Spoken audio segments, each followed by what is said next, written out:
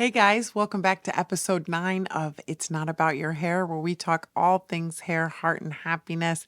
On this episode, we're going to dive in to the ripple effect of walking your path and creating the you that you admire. This is a fun one. I hope that you stick around. One of the most profound things I've learned in my life is that it's actually not about my hair at all. I've spent a lifetime trying to cover up who I am. And as much as I love a good external transformation, and I do, I much more love a heart transformation. Join me as I share how I work to heal my heart, find happiness, and embrace our hair.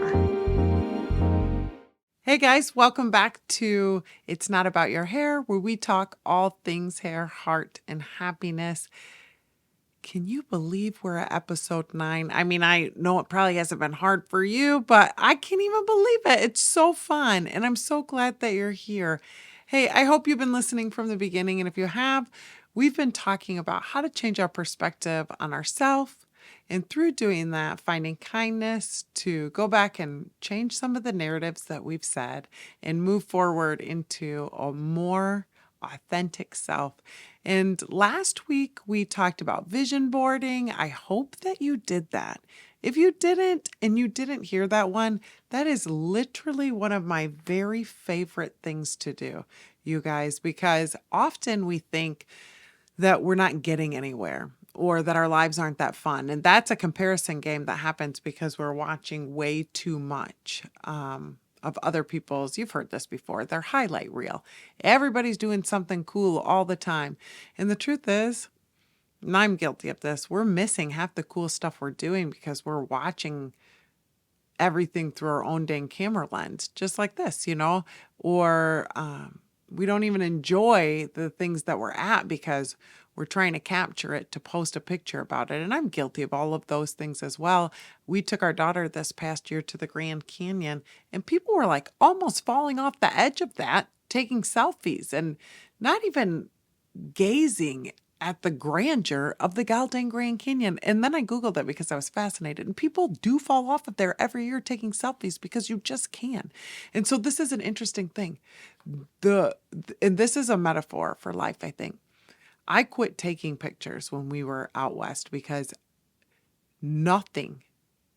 you cannot take a picture of the Grand Canyon that shows how grand it is. I mean, it all just looks like rocks. But when you're standing in it, taking it all in, it's so goddamn breathtaking. You can't even, your brain can't even comprehend how grand it is. I think this is what life is about. And it's really hard to back ourselves out of something that we're so into. And so it's not that we can't take pictures. I mean, geez, oh, Pete, I'm building my entire business off of social media through growing the curl community that I love, by teaching curly hair. That's how I'm thankful to live in a world. When I first started doing hair, you used to have to go out the old fashioned way and pass out business cards. And now I can post one picture and gain 100 new clients. I mean, it's a tool, but it can be misused and taken out of context. And I think in our lives, we're missing the really grand moments because we're trying to capture it in a picture.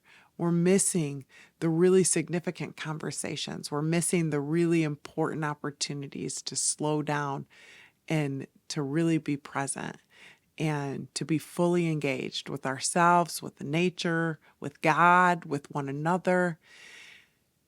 And again, another lens that we can choose to pull back from to see life a little bit more clearly. And as I've grown this last year, I think I've done more growth every year.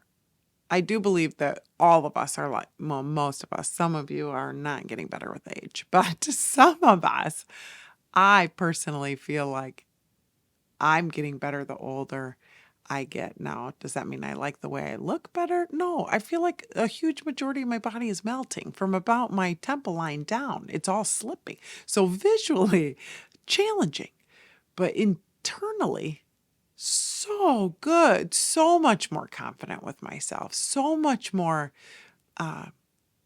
kind to myself, so much more available for others, so much more peace. And again, I've said this in every episode, some of it you can't learn without going through it. But I think the ability to slow down as we get older, to take in the moment. So that's where we're at is yes, we want to have the goals. Yes, we want to heal our past. Yes, we want to have the best gal dang hair ever. And yes, we're in the New Year's resolution zone of we're going to be the fittest we've ever been. And the only people that are getting there are like the late 20s, early 30s people, because y'all people, I remember that age, you're still trying, you're just proving it and you're going to do it. I've read at least 3 times 75 Hard and haven't done it yet, you guys. Gal. And there's a local guy, Randy, if you listen to this, I'm sure you don't because you're not a curly girl, but Randy Woodworth in our community that did 75 Hard, and it sparked this huge amount of people in our community to get fit. And it's not even about getting fit. It's about taking over the mental capacity to do the dang thing you said you're going to do and to challenge yourself that you can do more than you think. So you're supposed to work out twice a day, one outside, no matter the weather. You're supposed to read 10 pages of a book. You're supposed to not eat the junk. And so many people did it. And it was so fun to watch how one person in our community did a thing that created this ripple effect. And so here we are today, my beautiful, beautiful friends. How can you do one thing that's going to have a lasting impact on the people around you, whether it's your family, your community, the next mom that you're standing next to in the pickup line at school, the lady in the cubicle next to you? Do people even go to cubicles anymore? I don't know. But I think we want to get to this point where we want to be infectious. We want our lives to be contagious. I want that. And here is the truth. Your life is contagious. If you are a negative Nelly, you are sucking the life out of the people around you. If you are a Debbie Downer, you're bringing them down. If you're a Johnny Upper, you're bringing them up. If you're motivational, you're bringing people motivation. We do have the power. And some people have leadership as their natural gifting. So they're more likely, they're born with that. I call it a mantle. They're born with a leadership mantle or an entrepreneurial mantle or whatever it is that you're born with, you're going to have more influence. So some people, they call them Karens. If your name's Karen, we don't think that, but you know who they are. They always leave the nasty review or say the mean things, and people kind of disregard them because they know they're always nasty. But there are some people out there that are born with leadership, and they are toxic, and they create toxic environments around them. And you know the people in your life that are good. So we're all about perspective here and changing the way that we see ourselves, whether it's external transformation or internal transformation. And I'm really fascinated about the idea that we have the power to influence. And you don't need 50,000 followers. You don't need 1 million followers. You don't need 10,000 followers. You are being followed no matter what you're doing by at least somebody, you guys. I went last year. Inner Sense is a product brand that I carry in my salon, and I actually work as an educator for them, and I'm obsessed with the company. And the founders, Greg and Joanne, treat some of their gold tier salons to this retreat. And I was so scared to go because it was something I had never done before. And it was at Miraval Spa in Austin, Texas. And it was okay, I'm going to give you a backstory on this. You could sign up for different spa treatments while you were there, and it was all about relaxation and just giving back and networking and all these things. And I didn't want to go because I couldn't pronounce the food on the menu. It was a little bougier than what I'm used to. And I didn't know what a healing sound bath was, and I don't like to get my hair wet. This is a true story. But I had met my friend Jody. Jody, if you're listening, she is the sweetest southern little thing you ever met. And she talks like this, and she's so darn cute. And she is the most inviting person you've ever met in your life. And she said, honey, I went last year. You have to sign up, and you have to do the healing sound bath because it's just really good. And I didn't want to tell her that I don't like to get my hair wet, And so I was like, okay, well, I'm going to sign up. And when we got there, I was still nervous about it because I'm like, I'm here for the weekend. I don't want to get my hair wet. And so I asked the lady at the front desk, I said, hey, I might want to change my reservation. I'm like, how wet do you get? And the lady at the front desk was like, you're not going to get wet. And I'm like, oh, she's like, you're floating. And I said, oh, okay. I'm like, so you're floating above the water. And she's like, there isn't any water. And I'm like, okay, so you're floating, but there's no water. And I didn't want to ask again because I felt stupid. Have you ever been here? I needed more clarification, but I didn't want to ask. So at this point, I now think that we're on some sort of river raft and getting myself all outside of my comfort zone based on last week's episode where we talked about goal boarding and all this stuff. Part of me, part of what I dream for my life is that I'm not going to be freaking afraid of everything. And so I'm going to do stuff that I'm scared of. So I was scared to do to go there alone. I didn't know anybody really.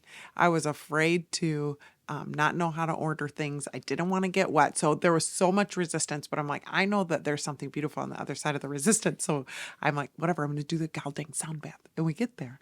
And it's music, you guys. And I'm sure that you guys are way more woke than I am. So you knew this. But it's some lady playing these crystal balls, and you're floating in this hammock sort of sack thing.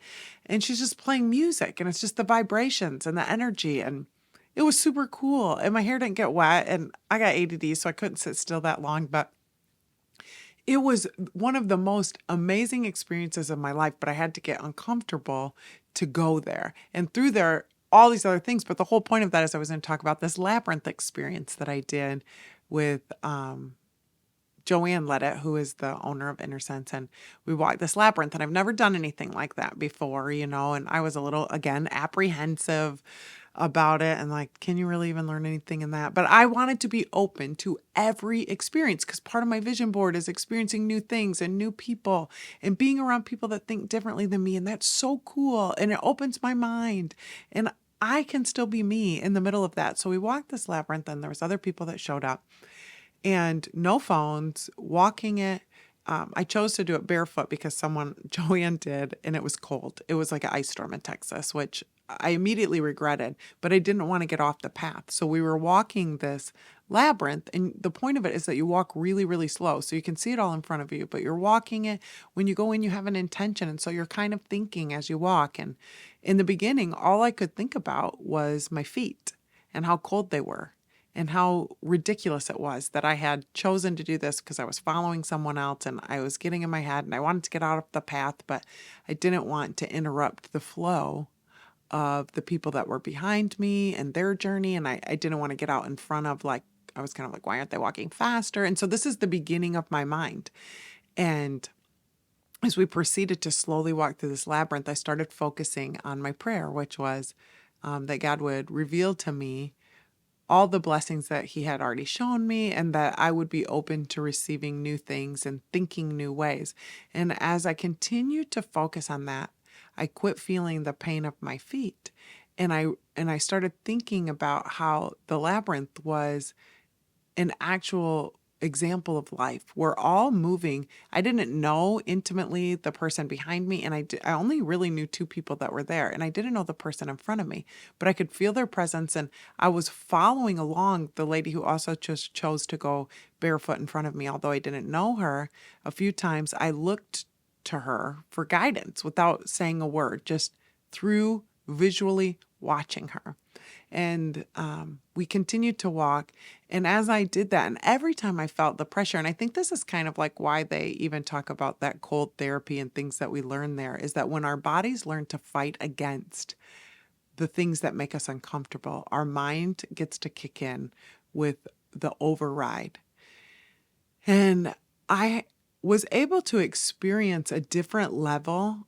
I think it was the quietness, the openness of the people around me, the labyrinth experience in and of itself. But I felt so much peace. And when we got all done, the thing that stuck with me the most was how each of us had a completely different experience in that 40-minute process of walking the same exact path. But we all said that at some point we looked to the person in front of us or behind us to see how they were doing. And none of us wanted to interrupt that flow for the other person. And this is the experience of life, you guys.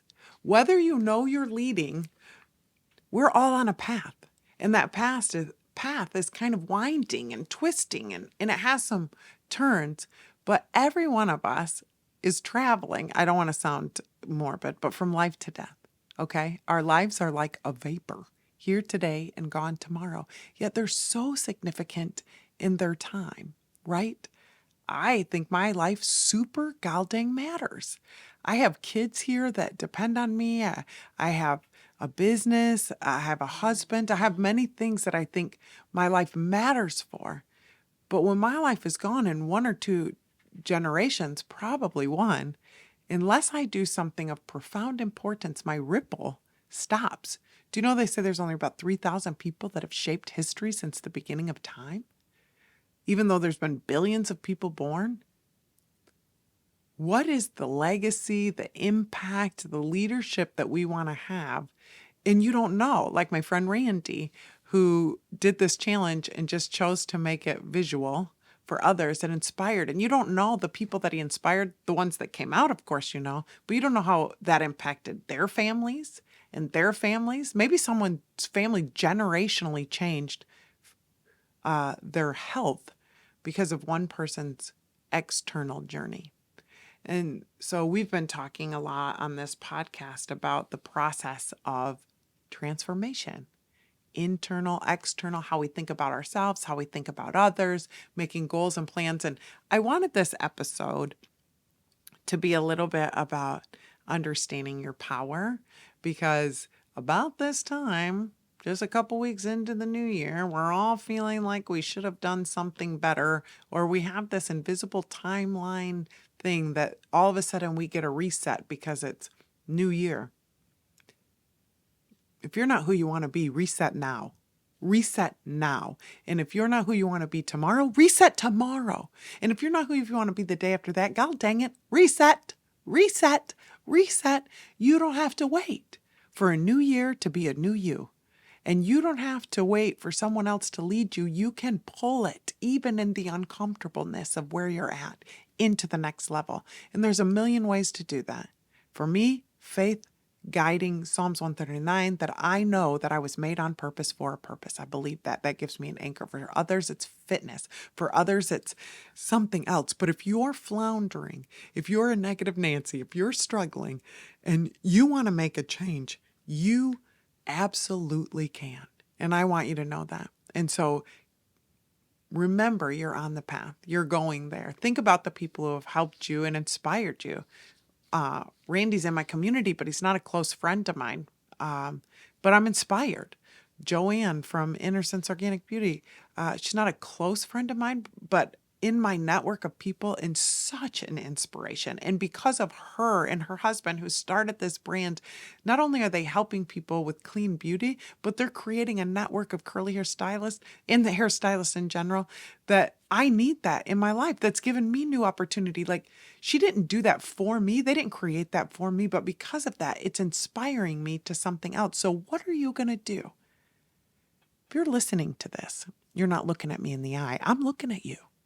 What are you going to do today that's going to be impactful for generations to come? It's important. And it's important that you're with integrity and authenticity moving towards the you want to be. Okay? And so I hope that you know that you're okay. And if you don't, I hope you know that you're going to be fine. I hope you know that you're worthy of love and that you look great and your hair looks good and that everything's going to be okay. I hope if you like this and it helped you, that you share it with someone. And I hope you know that you've inspired me just by thinking about all the yous out there that are listening to this. It helps me to be reminded of the person I want to be. Okay? Have an awesome day. See you again. I guess this is where I ask you to subscribe to my channel, to follow me on social, and to listen wherever podcasts can be found. And join me every Tuesday at 2 as we unpack how to heal your hair, your heart, and your happiness.